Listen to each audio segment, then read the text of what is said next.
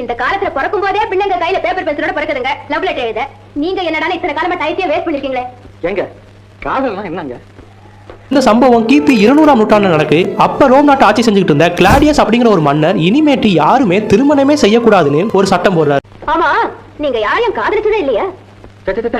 கொட்ட வார்த்தை பேசாங்க. Hello hello, யாரு? நான் தான் சொன்னா ஏன் உங்க அம்மா அப்பா பேரே வைக்கலையா? తమిళనాட்டுல எல்லாருக்கும் தெரியும். నేను ఆంధ్ర ఇప్పుడు చెప్పండి. மும்தாஜ்.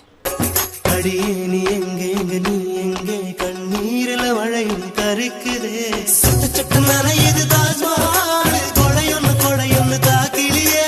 ஏன்னா திருமணம் செய்த ஆண்கள் போர்ல ஒழுங்கா சண்டை போட மாட்டாங்க, அவங்களுக்கு உயிர் பயம் இருக்கும்னு இனிமேட்டு யாருமே திருமணமே செய்யக்கூடாதுன்னு அவர் சுயநலத்துக்காக ஒரு சட்டம் போடுறாரு. காதல்னா என்னன்னாவது உங்களுக்கு தெரியும்? ஐயோ கண்டா. Please just leave me alone. ஆனா அங்க இருந்த ஒரு சர்ச்சோட ஃபாதர் பேர் தான் வேலண்டைன். அவர் என்ன பண்றாருன்னா திருமணம் செய்யணும்னு ஆசைப்படுற ஜோடிகள் எல்லாத்துக்குமே ரகசியமா திருமணம் செய்து வைக்காரு.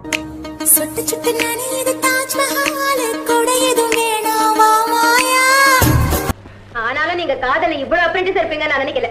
நானே சொல்லிட்டேன். ஒரு நாள் ராஜா கண்டுபிடிச்சிட்டாரு. அவரோட பேச்சை மீறினதுனால இந்த சர்ச் ஃபாதருக்கு கல்லால் அடிபட்டு தலை துண்டிக்கப்பட்டு மரணிக்க வேண்டும்னு மரண தண்டனை கொடுக்காரு. அப்படி கொடுக்கப்பட்ட இந்த தண்டனையால அவர் இறந்த நாள் தான் பிப்ரவரி 14. இந்த வேலண்டைன்ங்கிற ஃபாதரோட இந்த தியாகத்தை நினைவு கூற விதமா தான் பிப்ரவரி 14 வேலண்டைன்ஸ் டே கொண்டாடப்படுது.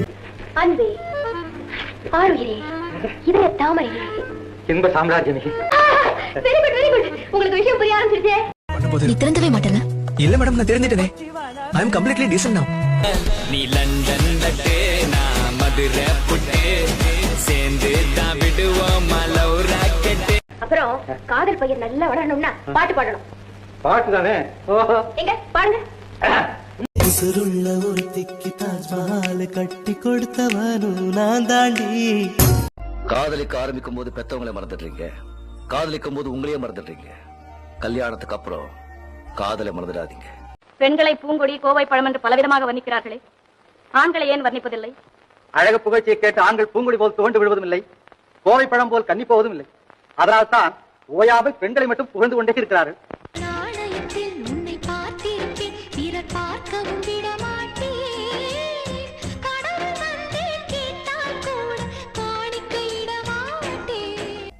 பிள்ளைங்க பெத்தவங்களை மறந்துடல, ஆனா பெத்தவங்க என்னைக்குமே பிள்ளைங்களை மறக்க மாட்டாங்க.